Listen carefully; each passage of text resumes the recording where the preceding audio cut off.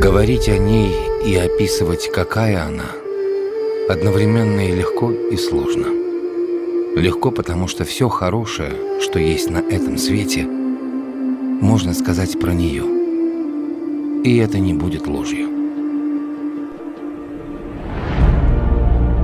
Сложно, потому что все эти слова не могут точно описать то нежное, хрупкое, доброе, ласковое и заботливое создание, о котором ты мечтал всю свою жизнь.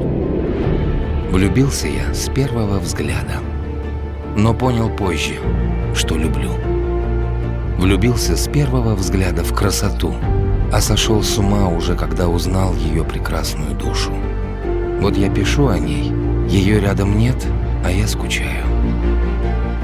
Описать любовь и чувства трудно, ведь за них говорят поступки, а не слова. Ее мудрость, умение правильно и достойно вести себя в самых сложных ситуациях придают мне силы, делают всемогущим.